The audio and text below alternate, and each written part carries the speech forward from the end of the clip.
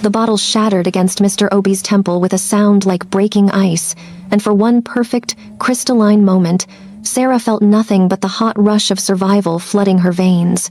Blood bloomed across her father's face, dark, wet, satisfying, and his hands, those terrible hands that had reached for her skirt with drunken entitlement, fell away. "You bitch!" he slurred, staggering backward into the kitchen table. Empty soju bottles clattered to the floor. "I raised you, fed you, you owe me!" Sarah's chest heaved, her fingers still gripping the broken bottleneck. Her uniform blouse was torn at the shoulder, buttons scattered across the grimy linoleum like scattered teeth. She'd come home from her double shift at the convenience store with her meager earnings clutched in one fist, exhausted, hungry, already dreading the confrontation she knew was waiting. But she hadn't expected this. Not this final, unforgivable crossing of a line she'd thought even Mr. Obi wouldn't dare approach. "You owe me your body if you can't give me money," he'd said, his breath reeking of cheap liquor and cigarettes, his pupils dilated with something more than just alcohol. What good is a daughter who can't even take care of her father? The memory of his hands on her thighs made her stomach turn. She'd grabbed the first thing she could reach, the empty bottle on the counter, and swung with every ounce of strength her exhausted body could summon. "Now, Mr. Obi touched his bleeding temple, looked at his red-stained fingers, and his face transformed into something monstrous. "I'm going to kill you." Sarah didn't wait to see if he meant it. She ran, out the apartment door, down 3 flights of stairs that reeked of mildew and despair, past the broken elevator and the flickering fluorescent lights that had been broken for months. Her feet hit the pavement, and she ran into the soul night, into the rain that had started falling in sheets, cold and cleansing and utterly indifferent to her terror. She had no phone. Mr. Obi had smashed it weeks ago in one of his rages. No money, she'd dropped her earnings in the apartment. No destination. Just the primal imperative to run, run, run, until her lungs burned and her legs gave out, and the world stopped trying to devour her whole. She didn't know how long she ran. Time became meaningless, measured only in heartbeats and gasping breaths, and the slap of her worn sneakers against wet pavement. The city blurred around her neon signs, reflecting in puddles the distant sound of traffic, the occasional curious stare from pedestrians who saw a young woman running through the rain with a torn shirt and wild eyes, and decided very quickly that this was not their problem. When she finally stopped, bent double and retching from exertion, Sarah found herself in a part of Seoul she didn't recognize. The buildings here were different, sleeker, more expensive, the kind of neighborhood where her convenience store paycheck wouldn't cover a week's rent in the smallest apartment. And directly in front of her, rising like something out of a fever dream, stood a building made almost entirely of glass. The Crystal Pavilion. She read the name etched in elegant Hangul on the brass plaque near the entrance, though she had no context for what it meant. Through the rain-streaked glass walls, she could see lights warm, golden, impossibly inviting. And people, beautiful people in beautiful clothes, moving through the space with the kind of casual elegance that came from never having worried about money or survival or fathers who drank themselves into monsters. Sarah should have turned away, should have found a subway station or a 24-hour cafe or anywhere else to wait out the night and figure out what came next. But she was so cold, so tired, and the sight of that warmth drew her forward like a moth to flame. The doors were unlocked. She slipped inside, dripping rainwater onto marble floors so polished. She could see her reflection, bruised cheek, torn clothes, hair plastered to her skull. She looked like exactly what she was, a victim, a survivor, someone who had no business being in a place like this. "Oh my God, look at her!" The whisper came from a cluster of women standing near an elaborate fountain in the pavilion's center. They were stunning, every one of them designer dresses, professional makeup, the kind of carefully maintained beauty that required both money and time. They stared at Sarah with expressions ranging from disgust to pity to something that might have been fear. How did she get in here? Security should have stopped her at the door. Is she bleeding? Sarah wanted to explain, to apologize, to leave. But before she could move, a door opened at the far end of the pavilion and 3 men emerged. They wore black suits that fit like they'd been tailored to their bodies, and they moved with a synchronization that suggested military training or something similar. The man in the center was older, perhaps 50, with silver streaking his black hair and eyes that seemed to catalog everything they touched. Those eyes found Sarah and stopped. The pavilion went silent. The silver-haired man walked toward her, his footsteps echoing in the sudden quiet. Sarah's survival instinct screamed at her to run again, but her legs had turned to water. She could only stand there, trembling, as he approached and stopped an arm's length away, studying her with an intensity that made her feel like an insect pinned to a board. "What's your name?" His voice was quiet, controlled, but it carried a weight that made the question feel like a command. "Sarah. And what are you doing here, Sarah?" I don't know. I was running and I saw the lights and I just..." Her voice broke. "I'm sorry. I'll leave." "You're injured." It wasn't a question. His gaze moved over her torn clothes, her bruised face, the way she was shaking. "Who hurt you?" "It doesn't matter. It matters to me." Something in his tone made Sarah's eyes snap up to meet his. There was no pity there, no disgust. Just a cold, calculating assessment that reminded her uncomfortably of a predator, deciding whether something was prey or threat. "My father," she heard herself say. "He tried to, I fought back. I ran." The man nodded slowly, as if this confirmed something he'd already suspected. Then he turned to address the room at large, his voice carrying to every corner of the pavilion. "The selection is over. This one will carry the successor." Chaos erupted. The beautiful women began talking all at once, their voices rising in disbelief and outrage. "You can't be serious!" one of them shrieked, her perfect makeup cracking with fury. "Look at her! She's a nobody! She's damaged! She's exactly what he needs," the silver-haired man said calmly. He gestured to his companions, who immediately moved to flank Sarah. Someone who knows how to survive, someone who's already proven she'll fight back when cornered. Someone with nothing to lose. Sarah's confusion must have shown on her face because he turned back to her with something that might have been a smile, though it held no warmth. "Welcome to your new life, Sarah.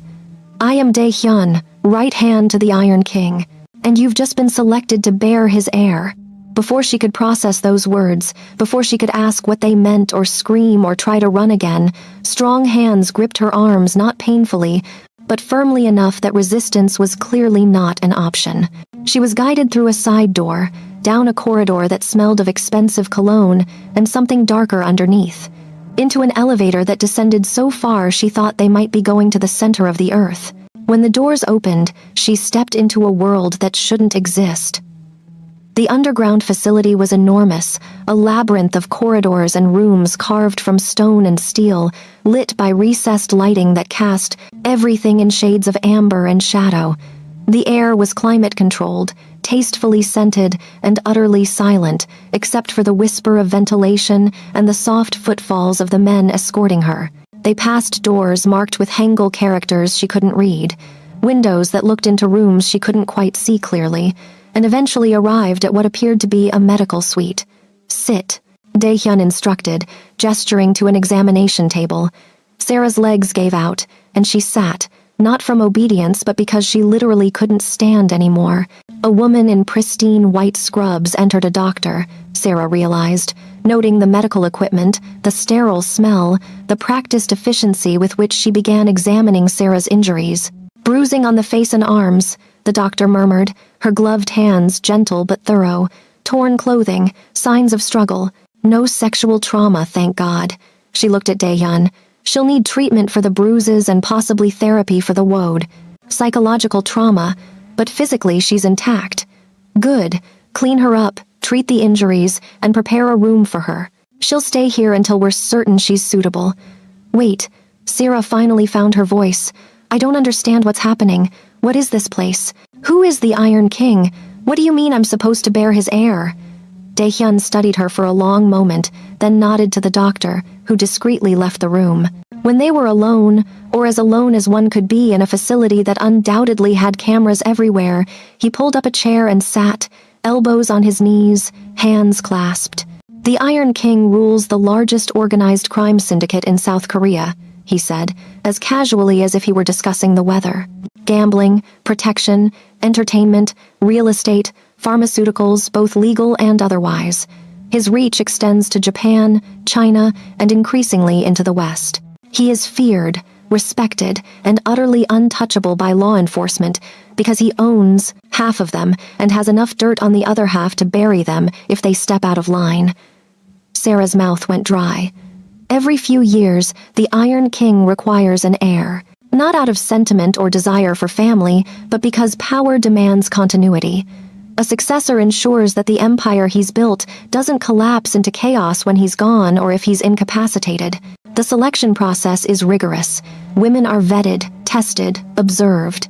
They must be intelligent, resilient, and capable of surviving in a world where weakness means death.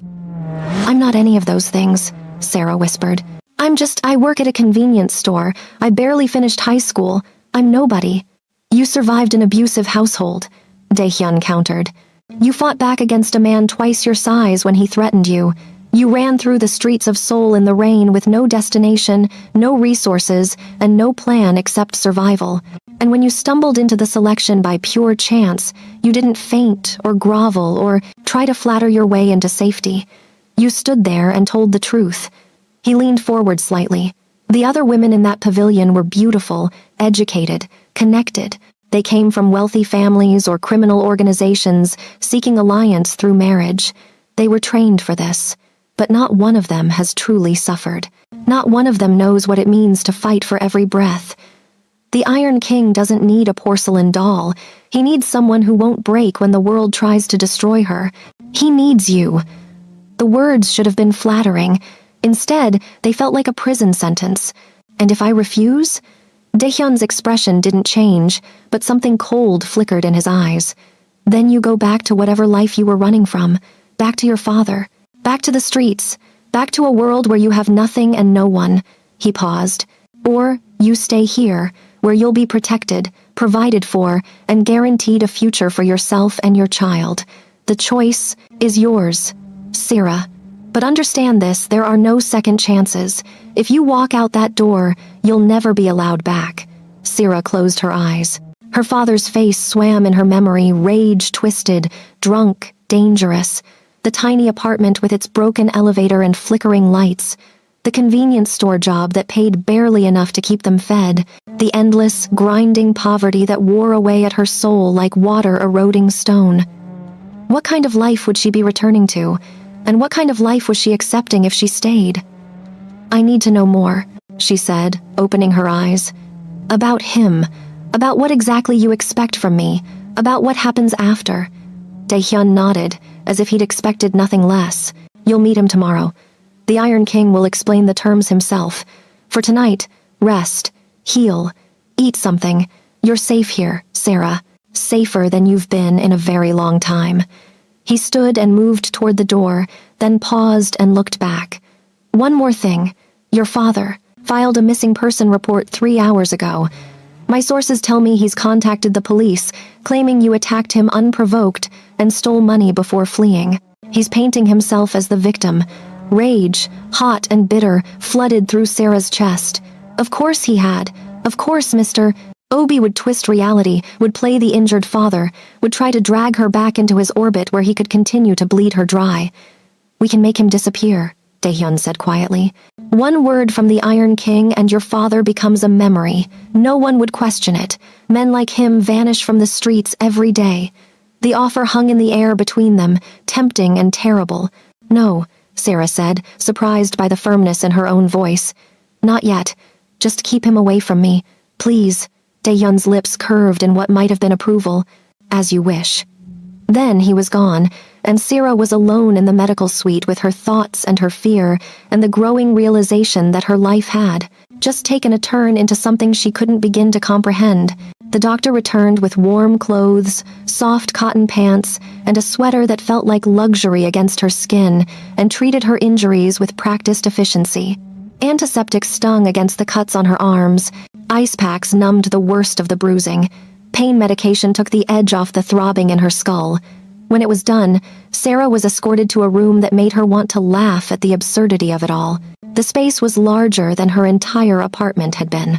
A massive bed dominated one wall, piled with pillows and covered in sheets that probably cost more than she made in a month. There was a private bathroom with a soaking tub, a sitting area with a plush couch, and a wall of windows that looked out onto what appeared to be an underground garden, plants and trees growing under artificial sunlight, creating an oasis in the depths of the earth. "You'll find clothes in the closet," a young woman told her, one of the staff who'd appeared as if summoned. "If you need anything, press the call button by the bed. Someone will respond immediately." Then Sarah was alone again. She should have been terrified. Should have been planning escape routes or demanding to leave or doing something, anything, other than what she actually did, which was walk to that enormous bed, collapse onto sheets that felt like clouds, and sleep for 14 hours straight. When she woke, there was food waiting on a tray, rice, soup, banchan, and tea that smelled of jasmine and honey. She ate mechanically, tasting nothing, her mind spinning with questions and possibilities and the surreal nature of her situation. After eating, she showered in the bathroom, letting water as hot as she could stand wash away the grime and fear and exhaustion that clung to her skin. The mirror showed her bruises in full bloom, now purple and yellow blossoms across her cheek, her arms, her ribs, evidence of Mr. Obi's violence, proof that she'd fought back. She'd just finished dressing the closet, had been stocked with clothes in her exact size, which should have been creepy but mostly just felt practical when a knock at the door announced Daehyun's return. "The Iron King will see you now." Her stomach dropped. Right now? Right now. There was no point in arguing. Sarah followed Daehyun through the underground facility, noting details she'd missed in her exhausted haze the night before. Security cameras at every intersection. Guards posted at strategic points, all wearing the same black suits, all watching with the same predatory alertness. The place was a fortress, she realized. A kingdom carved beneath Seoul, invisible to the world above. They stopped at an enormous set of double doors carved from dark wood and inlaid with silver. Daehyun knocked once, waited, then pushed them open. The office beyond was studies in controlled power, dark furniture, bookshelves lining the walls, a massive desk, positioned to command the room, and behind that desk, silhouetted against a wall of screens showing what appeared to be security feeds from across the city, sat a man who made Sarah's breath catch in her throat. Kang Min-sok was not what she expected. The Iron King was young, mid-30s at most, which seemed impossible for someone who supposedly ruled an empire. His face was sharp, beautiful in the way a knife is beautiful, all clean lines and precise angles. Black hair fell across his forehead in artful disarray. He wore a simple black shirt, sleeves rolled to his elbows, and when he turned to look at her, his eyes were the color of winter, gray and cold and utterly merciless. "Sit," he said. His voice was quiet, almost gentle, which somehow made it more frightening than if he'd shouted. Sarah sat in the chair across from his desk, her hands clenched in her lap to keep them from shaking. Min-sok studied her in silence for what felt like an eternity. Then he opened a folder on his desk and began reading aloud. Han Sarah, 23 years old, mixed heritage Korean mother, Nigerian father, dropped out of university after one semester due to financial hardship, currently employed at a convenience store in Nawon-gu, working double shifts to support her alcoholic father. No criminal record, no known gang affiliations, no debts except the ones her father has accumulated in her name without her knowledge. He looked up. Clean, hard-working, and profoundly unlucky in her choice of family. Sarah said nothing. What could she say? "Daehyun tells me you refused his offer to eliminate your father. I don't want him dead," she managed. "I just want him gone." Interesting distinction. Min-sok closed the folder. "You have principles. That's either admirable or foolish. I haven't decided which yet." "Why me?" The question burst out before she could stop it. "All those women last night were beautiful and educated and everything I'm not. Why would you choose someone like me?" "Because they came to the Crystal Pavilion hoping to be chosen," Min-sok said simply. "You stumbled in by accident, terrified and injured and looking for shelter from the rain. Because they've spent their lives learning how to please men like me. You've spent your life learning how to survive men like your father. And because when Daehyun offered you safety and resources in exchange for bearing my heir, your first question wasn't about money or status or power. It was about what I expected from you." He stood and walked around the desk, perching on its edge directly in front of her. The proximity made her want to lean back, but she forced herself to hold still. "I need an heir, Sarah. A successor to ensure my empire survives whatever comes next. I don't need a wife or a partner or a love match. I need a healthy child from a mother who won't break under the pressure of this life. Daehyun believes you're that woman. Now I need to decide if I agree. And if you don't, then you leave with enough money to start over somewhere your father can't find you. A consolation prize for your trouble. It should have been the easy choice, take the money and run." But Sarah found herself thinking about the room they'd given her, the safety of these underground halls, the way Daehyun had promised protection from Mr. Obi. About the child Minsok spoke of so clinically and what kind of life that child might have in this world of power and danger. "What exactly would you expect from me?" she asked. "You'll undergo artificial insemination using my genetic material. You'll live here in the Blackstone estate throughout the pregnancy under the care of my medical staff. You'll eat properly, exercise moderately, and do nothing that might endanger the child. When the baby is born, you'll remain here for the first year while nursing and bonding. After that, we'll reassess." "Reassess what?" "Whether you stay or go, whether you want to be involved in the child's life, or prefer to leave with enough money to build whatever future you choose. The decision will be yours." It was all so cold, so transactional, no mention of romance or family or anything resembling normal human connection, just a business arrangement with biological imperatives. "And if I agree," Sarah said slowly, "I'd be signing away my freedom, living here on your terms, under your control, carrying a child for a man I don't know and probably wouldn't like if I did. Yes." The blunt honesty was almost refreshing. "But I'd be safe," she continued. "Fed, protected, given medical care and resources I could never afford on my own. And after it's over, I'd have options I don't currently possess." "Yes." Sarah closed her eyes and thought about the alternative, returning to the streets with nothing, finding another convenience store job in another neighborhood, always looking over her shoulder for Mr. Obi, living paycheck to paycheck until the next crisis broke her completely. Or worse, Mr. Obi finding her, dragging her back, finishing what he'd started. When she opened her eyes, Minsok was watching her with that winter gaze, waiting. "I'll do it," she said. "But I have conditions." One elegant eyebrow rose. "You're negotiating with me?" "You said the decision was mine. That implies I have some power in this arrangement." She took a breath.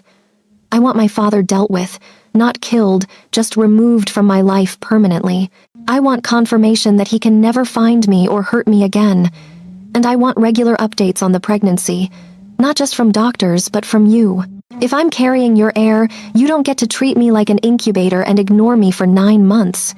Minsok's lips curved in something that wasn't quite a smile. "Anything else?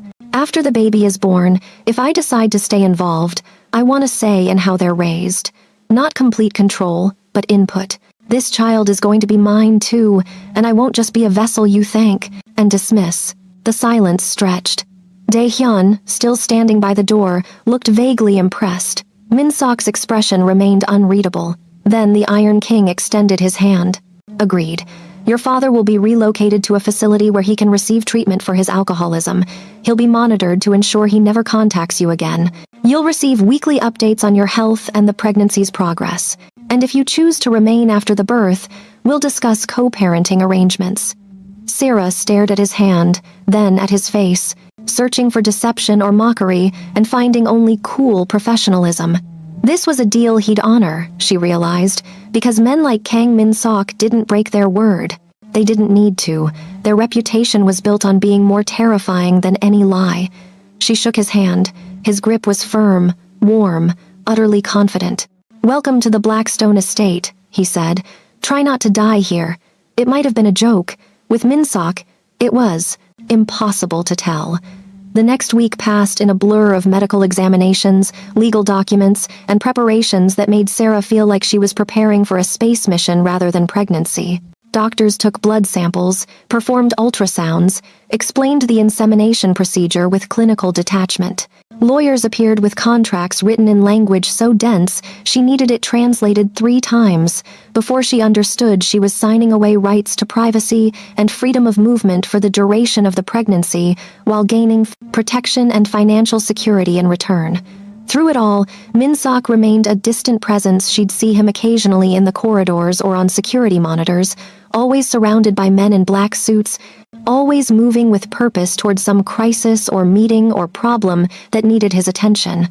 He never spoke to her directly after that first meeting, and Sarah told herself she was grateful for the distance. The insemination happened on a Tuesday. Sarah lay on an examination table in a private medical suite, while doctors and nurses moved around her with efficient precision. The procedure itself was painless, almost anticlimactic over in minutes, followed by instructions to remain horizontal for 30 minutes while the genetic material had the best chance to take hold. When everyone left and she was alone, Sarah stared at the ceiling and tried to process that she might be pregnant, that she might be carrying the heir to a criminal empire, that her life had fundamentally changed in ways she still couldn't quite comprehend. She thought about Mr. Obi, hopefully beginning treatment at whatever facility Min-sok had arranged.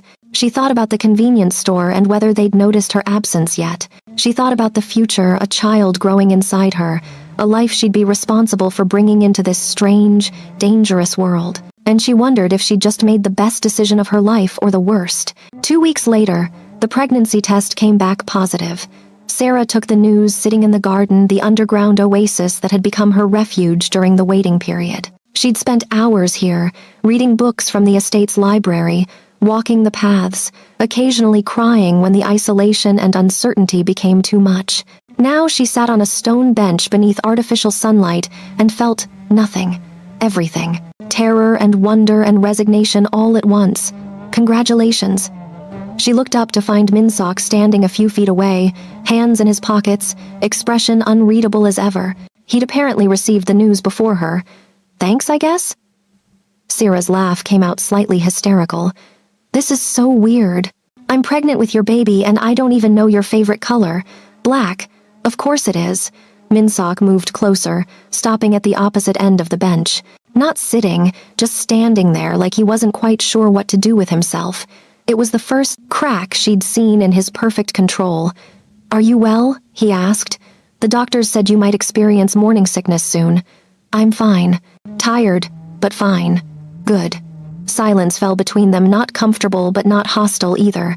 More like two strangers realizing they were trapped in an elevator together and needed to figure out how to coexist. Why did you really choose me? Sarah asked quietly. And don't give me that line about survival instincts and principles. There's something else. Min-sok was quiet for so long she thought he wouldn't answer. Then, my mother was like you, poor, uneducated, trapped in a situation she couldn't escape.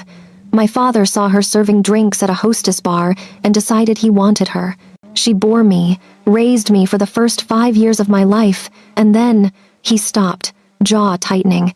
She tried to leave. He killed her for it. The words landed like physical blows. I don't want to repeat his mistakes, Min-sok continued, his voice carefully emotionless.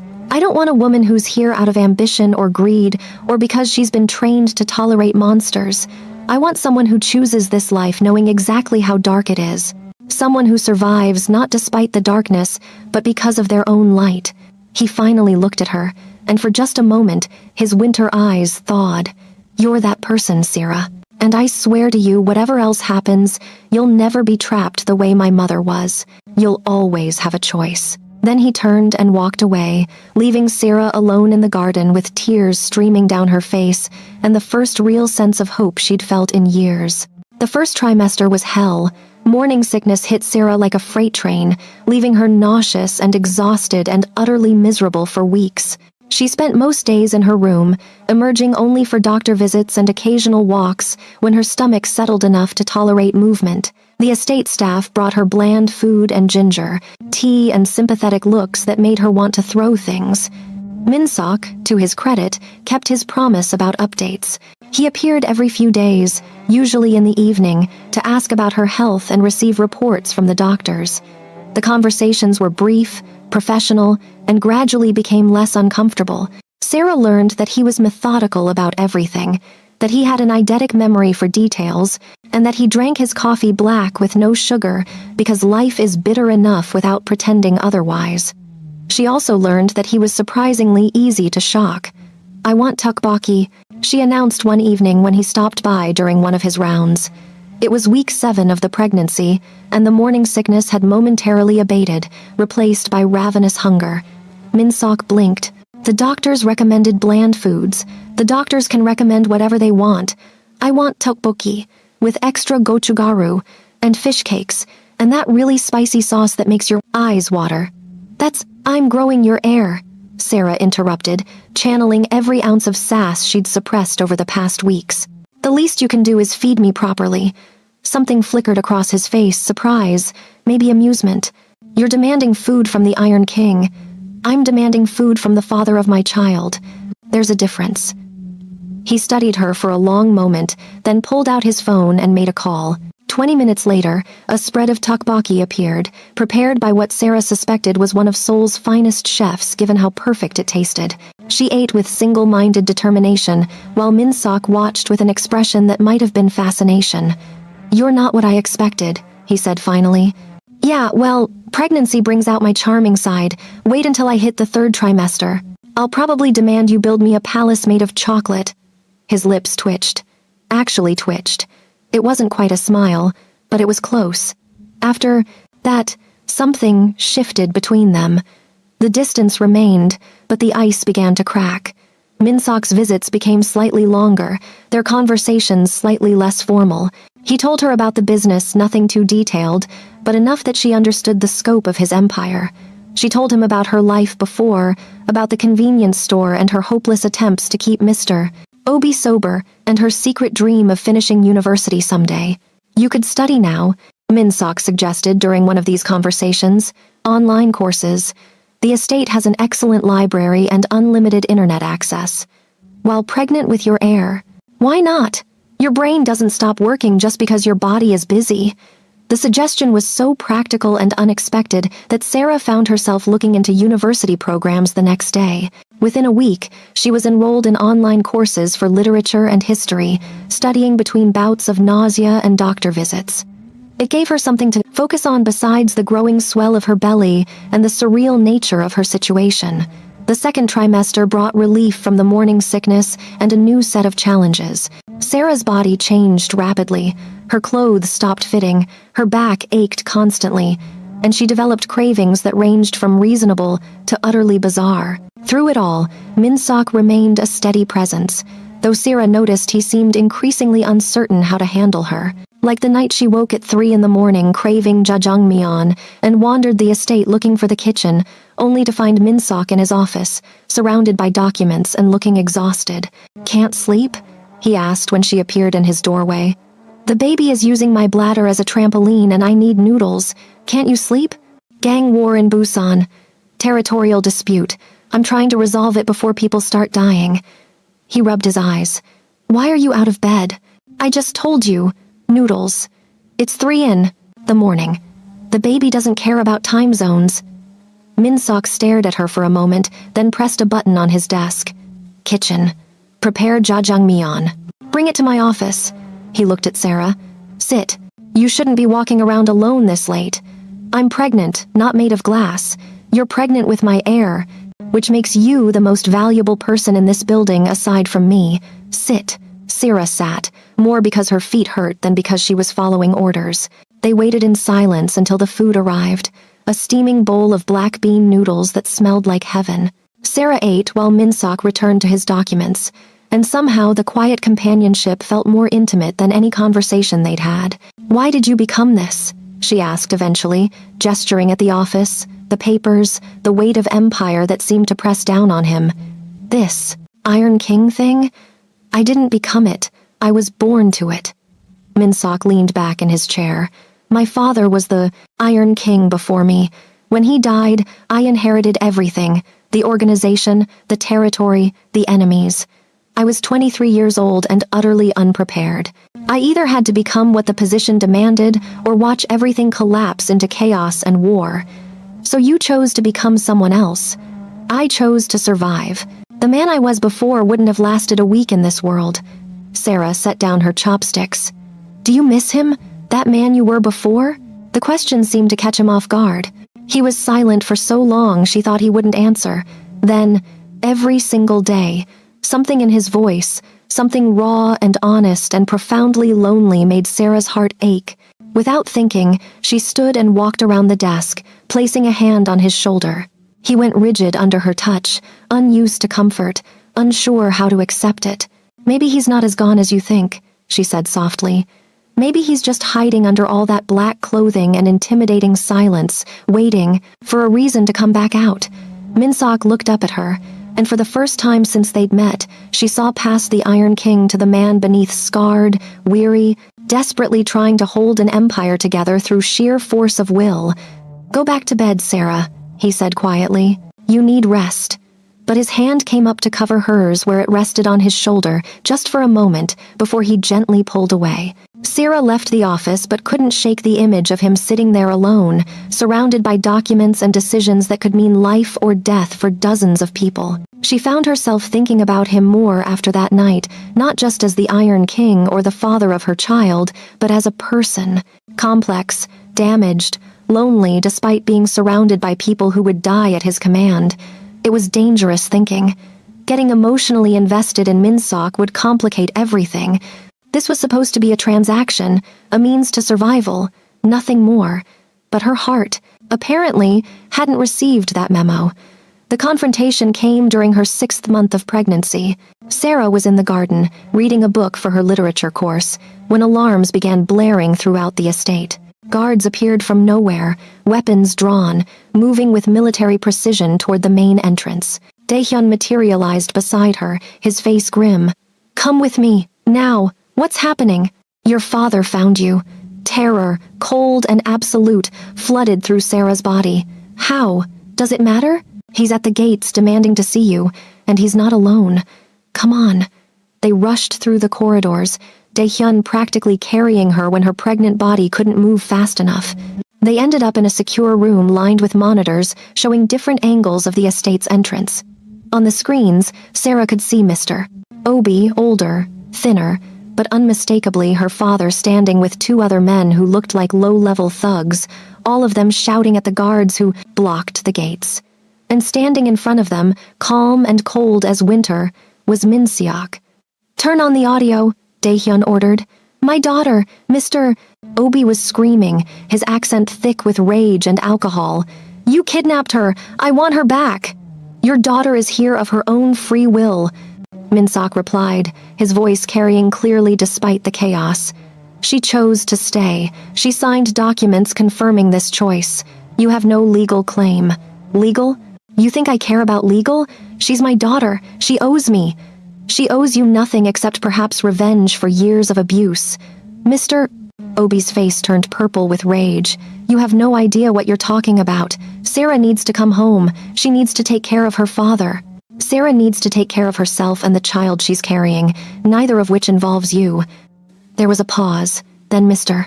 Obi's expression shifted, became calculating and cruel.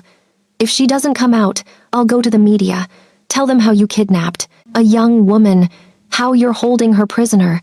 I'll make you a story, Iron King. And even you can't silence every journalist in Seoul." Minseok's laugh was cold enough to freeze blood. "You're threatening me? In front of my estate, surrounded by my men, with evidence of your abuse documented by doctors and lawyers? Please, proceed. I'm fascinated to see how this ends for you. I'm her father. You're a drunk and a predator who tried to rape his own daughter when she couldn't provide you with money. Don't insult both of us by pretending you care about Sierra's well-being." In the monitoring room, Sierra's hands were shaking. She'd known Mr. Obi would eventually come looking, but hearing him twist reality, claim victimhood, demand she return to that nightmare, it made her want to vomit. "I have to go out there," she said. "Absolutely not," Daehyun replied immediately. "He'll never stop unless I face him, unless I make it clear that I chose this, that he has no power over me anymore. Sarah, please." Something in her voice must have convinced him because Daehyun pulled out his phone and made a quick call. Within minutes, Sarah was being escorted to the gates, flanked by guards who looked ready to kill at the slightest provocation. When she emerged into the late afternoon light, Mr. Obi's face went from rage to shock to something that might have been genuine emotion. "Sarah, sweetheart, I've been so worried. Come here, let's go home." No, the word came out stronger than she felt. Sarah stood as tall as her pregnant body would allow, meeting Mr. Obi's eyes across the distance. "I'm not going anywhere with you. I chose to stay here. I chose this life. And I choose to never see you again." "You don't know what you're saying." Mr. Obi took a step forward, but stopped when every guard simultaneously raised their weapons. "These people have brainwashed you. They're criminals." "And what are you?" Sarah's voice rose, all the rage and pain and fear of years finally breaking free. "You stole from me, beat me, tried to—" Her voice cracked. "You stopped being my father the night you put your hands on me. Whatever happens to you now, whatever the Iron King decides, you deserve." Mr. Obi's face contorted. "You ungrateful bitch, after everything I sacrificed for you." "You sacrificed nothing," Minsok interjected, stepping between Sarah and her father like a living shield. "And now you've made your final mistake. Dae-hyun, escort Mr. Obi to the facility, ensure he completes his treatment program, and make it clear that any attempt to contact Sarah or speak publicly about her will result in consequences he won't survive." "You can't do this, Mr. Obi struggled as guards. Minsok's guards gripped his arms. "I'm her father. I have rights." "You have what I allow you to have. Be grateful I'm showing mercy at all." They dragged Mr. Obi away, his shouts fading into the distance. The two thugs who'd come with him exchanged glances, then wisely decided to leave before they became collateral damage. Within minutes, the entrance was clear, quiet, as if the confrontation had never happened. Sarah stood frozen, trembling, tears streaming down her face. She'd done it. She'd faced Mr. Obi and survived. She was free. Then her legs gave out. Minsok caught her before she hit the ground, his arms surprisingly gentle as he lifted her against his chest. "I've got you. You're safe. I promise, Sarah. You're safe." She buried her face against his shoulder and wept for the father she'd lost years ago, for the girl she'd been before survival became her only goal, for the future that suddenly seemed possible. Minsok held her through it all, one hand cradling her head, the other supporting her weight, murmuring quiet reassurances that might have been meaningless if they hadn't been so desperately needed. When she finally calmed enough to breathe, Minsok carried her inside, ignoring Daehyun's pointed looks and the guards' shocked expressions. He brought her to her room, set her gently on the bed, and sat beside her while she caught her breath. "Thank you," Sarah managed, for everything, for protecting me, for dealing with him, for not making me go back." "I told you," Minsok said quietly. "You'll always have a choice here. Always. I know. I needed to hear it again." He nodded, then stood to leave. Sarah's hand shot out, catching his wrist. "Stay, please, just for a little while."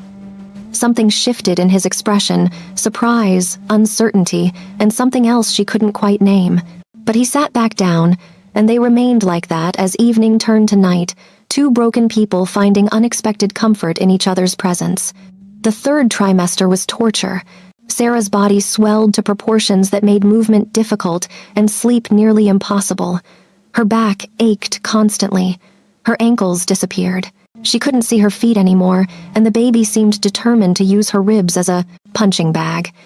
Through it all, Minsok became an unexpected source of support. He started spending more time in her wing of the estate, ostensibly to monitor the pregnancy, but really, Sarah suspected, because he was as anxious as she was about the approaching birth. He'd arrive in the evenings with reports or documents, work quietly while she studied or read, and their conversations gradually became less about the pregnancy and more about everything else: books, politics, philosophy, the nature of power and mercy, and what it meant to be human in a world that rewarded cruelty. "You're different than you were," Sarah observed one night. 8 months pregnant, unable to get comfortable no matter how many pillows she used, she'd given up on sleep and found Minsok in the garden. He was sitting on her favorite bench, staring at nothing. "Am I?" Less cold, less scary, more, she struggled to find the word, present. "You're carrying my child. It would be difficult to remain distant." "That's not why."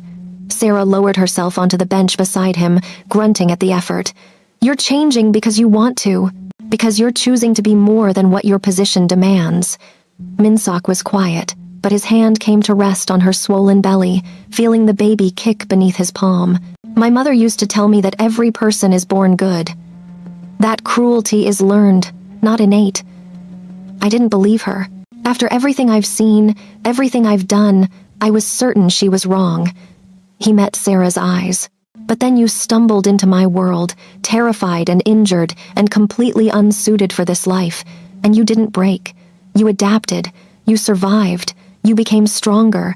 And you did it without losing whatever essential goodness makes you who you are. I'm not that good, Sarah protested. You are, even now. After everything you've been through, you study literature and philosophy. You're kind to the staff. You make terrible jokes to lighten the mood when tension gets too high. You're proof that my mother was right, that goodness exists even in the darkest places. His hand was still on her belly, and Sarah covered it with her own. Maybe your mother would be proud of you too, she said softly, for choosing to protect rather than control, for giving me choices instead of chains, for becoming a better man than your father was. Minsok's expression flickered pain, hope, something raw and vulnerable. I don't know if I'm capable of being a good father. You're already better than mine was. The bar is low, but you're clearing it. That startled a laugh out of him, actual laughter, brief but genuine. Your sarcasm is showing. It's a defense mechanism. Gets me through difficult conversations. Everything about you is a defense mechanism, says the man who built an underground fortress and calls himself the Iron King. They sat in comfortable silence after that, hands intertwined over the life they'd created, and Sarah realized with startling clarity that she'd fallen in love with him. With his complexity and contradictions, his strength and hidden softness, the way he was trying so hard to be better than the role he'd inherited, it was inconvenient and dangerous and completely unplanned.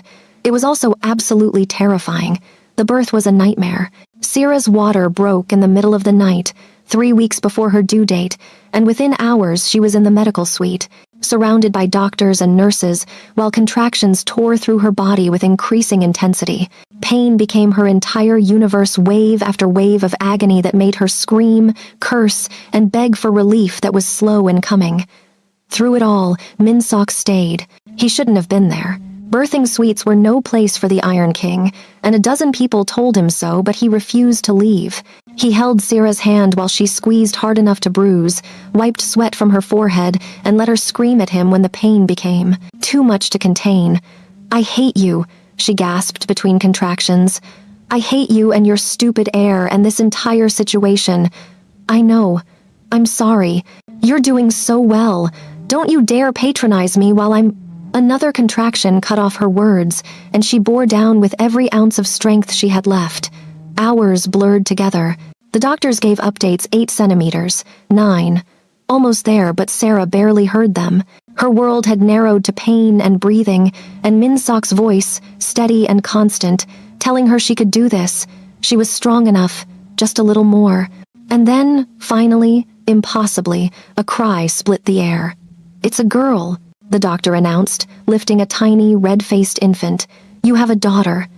The world stopped. Minsok's face disappointment flickered across it so briefly. Sarah almost missed it, replaced quickly by something more complex. He'd wanted a son, she knew, an heir to match tradition and expectation, but what they had was a daughter, and as the doctor placed the baby in Sarah's arms, nothing else seemed to matter. She was perfect, tiny and wrinkled and screaming her displeasure at being born, but perfect. Dark hair plastered to her skull, eyes squeezed shut, fists waving in the air like she was already ready to fight the world. Hi, Sarah whispered, tears streaming down her face. Hi, baby, I'm your mom. Oh God, I'm your mom. Minsok moved closer, staring at the child with an expression Sarah had never seen before, wonder and fear and something that looked almost like love. She's so small, he said. She's a newborn. They're supposed to be small. Can I... He stopped, uncertain. May I hold her? Sarah had never heard him ask permission for anything. She carefully transferred the baby to his arms, watching as he cradled the infant with surprising gentleness. The Iron King, feared by thousands, reduced to trembling nervousness by a 6-pound human. What should we call her? Sarah asked. Minsok studied his daughter's face, and slowly, his expression softened into something that might actually be a smile. Hana, he said. It means one, first, the beginning of something new. Hana, Sarah repeated, testing the name. It fit. Welcome to the world, Hana. Try not to let your father terrify you too much. Minsok's laugh was quiet but real. I make no promises. They stayed like that, new parents marveling at the impossibility of the life they'd created, while the medical staff bustled around them and the world outside continued turning. Whatever came next, whatever challenges or dangers awaited, they'd face them together. The Blackstone estate had gained its heir, and against all odds, Sarah had found her home.